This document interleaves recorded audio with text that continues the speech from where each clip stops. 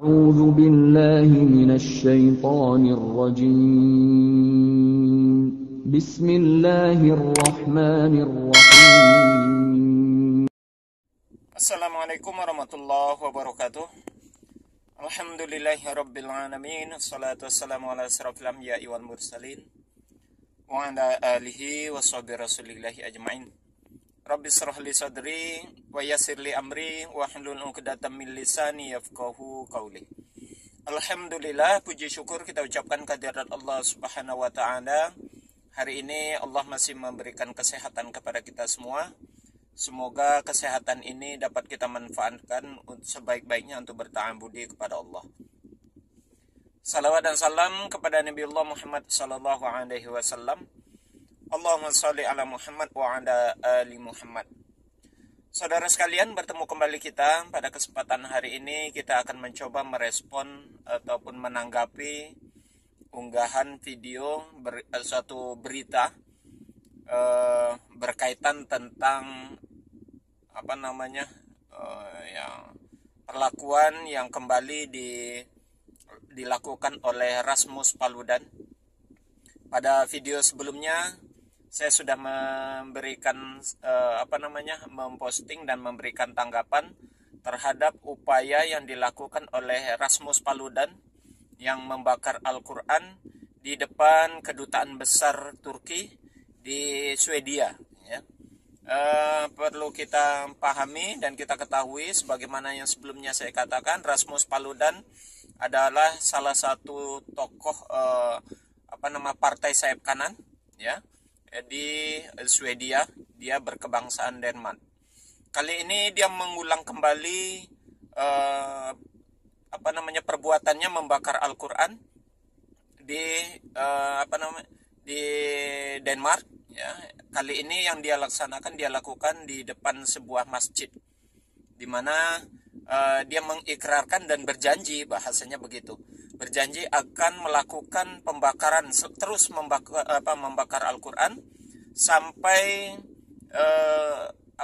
Turki mengabulkan keinginan Swedia untuk bergabung dengan NATO.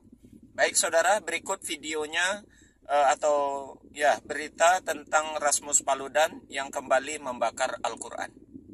Rasmus Paludan berniat bakar Al-Quran tiap hari Jumat. Paludan kembali membakar Al-Quran yang dilakukan di depan sebuah masjid di Copenhagen, Denmark. Dalam aksinya itu, Paludan berjanji akan terus melanjutkan aksi semacam itu setiap Jumat. Ia berujar, pembakaran Al-Quran ini akan terus dilakukan hingga Swedia mendapatkan dukungan dari Turki untuk bergabung NATO. Seperti diketahui, Swedia ingin bergabung NATO dan harus mendapatkan restu dari semua anggota NATO, dan Turki dalam hal ini belum juga Ya, saudara, sudah sama-sama kita saksikan apa yang dilakukan oleh Rasmus Paludan, yang dia dimana kembali membakar Al-Quran, kali ini di depan masjid, di sebuah masjid di Denmark. Dan dia seperti yang kita dengar bersama, informasinya bahwasanya dia akan selalu membakar Al-Quran setiap hari Jumat. Saudara sekalian, menyikapi akan hal ini suatu sikap yang begitu kurang ajar, ya, yang begitu sadis dan juga begitu menghina terhadap kitab sucinya umat Islam. Berbicara tentang toleransi, ya, ini suatu gambaran, suatu bentuk yang intoleransinya kebablasan, bahkan ya tidak lagi disebut dengan kata-kata intoleransi. Ini dilaknat oleh Allah, dan saya yakin seluruh umat Islam di seluruh dunia ini akan memberikan laknatnya, menyumpahi, dan begitu kebenciannya akan terluapkan, ya. Karena apa yang dia lakukan ini bukan masalah Turki dan Swedia saja sebenarnya. Ini masalah sudah berbelok, sudah tidak fokus kepada titik permasalahan yang sebenarnya. Permasalahan yang terjadi, dia kan seolah-olah tidak terima dengan sikap Turki, ya, yang menolak, yang tidak menyetujui Swedia masuk dari negara-negara NATO, ya. Nah, harusnya bukan Al-Quran yang menjadi sasaran buat dia untuk melampiaskan sakit hatinya atau kemarahannya. Apakah tidak ada jalur lain yang dia harus lakukan? Ya, sekali lagi hal ini mencederai kerukunan umat beragama di seluruh dunia. Ya, tidak hanya sekedar Turki dan Swedia. Umat Islam itu tidak hanya di Turki, dan umat Islam itu ada di mana-mana di seluruh dunia. Makanya gelombang demonstrasi untuk mencekam dan meminta kepada Swedia, artinya mengurus dan mengusut apa yang dilakukan Rasmus Paludan ini terjadi di mana-mana gelombang protesnya begitu. Namun sayangnya pemerintahan Swedia seolah-olah memberikan angin segar, seolah-olah mendukung apa yang dia lakukan, perbuatannya di dalam membakar Al-Quran tersebut. Sekali lagi laknat Allah akan berlaku, ya. Bahaya sekali apa yang dia lakukan ini sekali lagi mencederai kerukunan kehidupan kerukunan umat beragama, tidak saja di negaranya tapi di seluruh dunia. Ya, ini gambaran kenapa pada akhirnya nanti banyak hal-hal yang mungkin di luar yang diinginkan, dalam arti konotasinya adalah di luar yang diinginkan, adalah memancing kerusuhan secara besar-besaran. Ini bisa mengakibatkan peperangan kembali terulang ini, peperangan antara seperti Erdogan pernah mengatakan, ini bisa mengakibatkan kembalinya perang salib yang versi ketiga, versi berikutnya begitu ya. Dan ini membahayakan, sekali lagi sangat-sangat membahayakan. Dan kepada kita umat Islam yang ada di Indonesia, memang kita sudah selayaknya sakit hati dalam hal ini ya. Tapi bukan harus kita membalas dendam dengan membakar kembali kitab mereka, tidak demikian. Namun akan hal ini tentunya kita berharap pemerintah Indonesia, walaupun sudah beberapa waktu yang lalu pemerintah Indonesia sudah menyampaikan sikap tegasnya untuk terhadap mengecam terhadap Rasmus Paludan atas apa yang dia lakukan. Nah, kita berharap hal ini tidak berlarut-larut terjadi, ya. Kepada Rasmus Paludan mungkin kiranya adalah terpikir dan mendapat hidayah dari Allah, ya, atas sikap yang dia lakukan, dan semoga saja ini akan menjadi iktibar bagi kita semua dan juga bagi Rasmus Paludan, bahwasanya menghargai dan menghormati agama orang lain dan kitab suci orang lain itu jauh dan sangat penting, ya, itu sangat penting.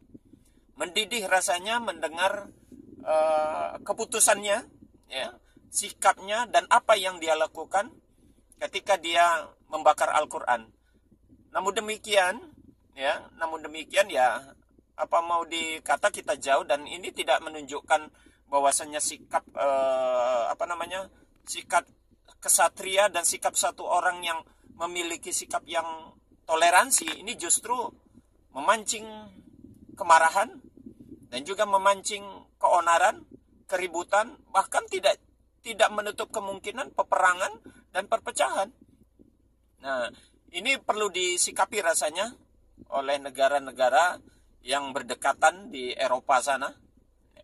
Bagaimana menyikapi, apakah ini seharusnya diusut, seharusnya ditangkap dan diadili. Namun sayangnya yaitu tadi, justru negara Swedia, negara Denmark memberikan keleluasaan dan membiarkan, dan bahkan mereka menganggap ini bahagian dari kebebasan ekspresi, kebebasan menyampaikan pendapat, dan kebebasan dalam dalam berdemokrasi, dan kebebasan di dalam berbuat apapun. Ini kebebasan dan kebablasan, dan memang kita pantas untuk mengutuknya. Ya, semoga laknat Allah menyertai Rasmus Paludan. Dan di samping itu tetap berdoa semoga dia mendapat hidayah. Ya, sudah berapa banyak orang-orang yang begitu keji terhadap ajaran Islam, terhadap Al-Quran, namun ternyata Allah membuka hatinya memberikan pintu hidayah kepadanya. Dan semoga saja Rasmus Paludan bahagian dari mereka. Ya.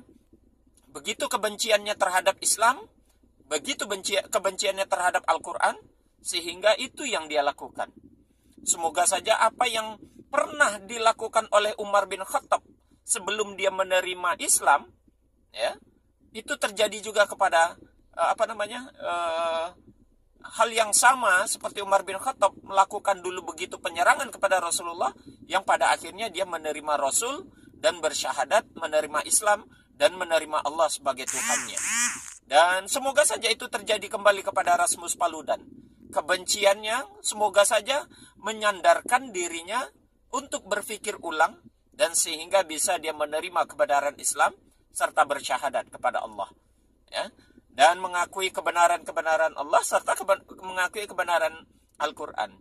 Ingat, di mana Islam itu ditindas, semakin ditindas Islam itu biasanya semakin menampakkan jati diri yang sebenarnya, bahwasanya Islam itu adalah agama yang mulia. Kalaulah boleh dikonotasikan, Islam ini ibarat permata, intan ataupun emas. Semakin dia digosok, semakin dia dioles, semakin dia dispo, maka semakin terlihat mengkilat dan semakin terlihat kemewahannya, ya. Emas itu semakin diasah, semakin dispo, emas itu akan semakin terlihat mengkilaunya, semakin terlihat kualitas emasnya. Nah, Islam juga demikian. Semakin diinjak-injak, semakin berkembang pesat Islam ini di dunia. Bagaimana dulu WTC, bagaimana dulu Amerika yang begitu membenci Islam, ternyata sekarang di negara-negara yang dulunya membenci dan anti terhadap Islam, ternyata sekarang Islam berkembang pesat di sana. Berdoa kita kepada Allah, semoga juga demikian halnya Islam ini dapat berkembang pesat baik di Swedia maupun di Denmark, atas apa yang dilakukan oleh Rasmus Paludan kepada kitab suci Al-Quran. Demikian saudara, inilah sekali lagi contoh bentuk toleransi yang tidak sesuai dengan konteks toleransi itu sendiri. Toleransi yang tidak benar dan merusak tatanan kehidupan umat beragama antara Islam dengan di luar Islam. Semoga saja ini menjadi iktibar bagi kita bersama dan menjadi pelajaran buat kita semua, bahwasanya mari sama-sama kita menghormati. Silakan adu argumentasi, tapi bukan berarti harus menyakiti dan saling menghina. Demikian, kita tutup dengan kafaratul majelis. Subhanakallahumma wa bihamdik, asyhadu an la ilaha illa anta, astaghfiruka wa atubu ilaih. Assalamualaikum warahmatullahi wabarakatuh.